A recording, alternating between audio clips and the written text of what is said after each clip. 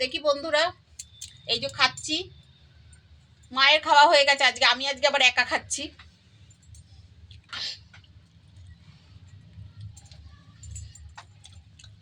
গরম গরম ডিম ভাজা, রুটি, নিরামিষ তরকারি আর শশা, এ দিয়ে খাবো।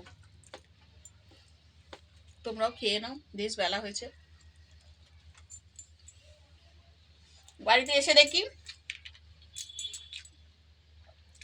ওখান থেকে বিয়ন ফোন করছে যে আপনার নামে একটা চিঠি আছে। আমি তো বাড়িতে নেই, আমার মায়ের কাছে দিদি বলছে সই করে নিতে হবে, আপনার মা সই করতে পারে? আমি হ্যাঁ, মা খুব ভালোই সই করতে পারে।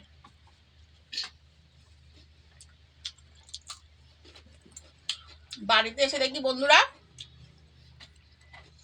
আমার ছেলে বাঙ্গালোরে চাকরি করে, বাংলায় চিঠি পাঠিয়েছে। এতদিন ধরে প্র্যাকটিস করেছে বাংলায় চিঠি, বলছে ইংলিশে লিখে লিখে এমন অভ্যেস হয়ে গেছে, মা বাংলায় চিঠি লিখতে পারবো ভাবিনি। তাই তোমাদেরকে চিঠি দিলাম, তোমাদের কেমন লাগলো জানাবে। খুব ভালো লেগেছে। আমি ভাবতে পারিনি ছেলে আমার একটা এরকম সুন্দর ডিসেম্বর আমাকে উপহার দেবে। বাংলায় চিঠি লিখেছে, খুব ভালো লাগছে বন্ধুরা।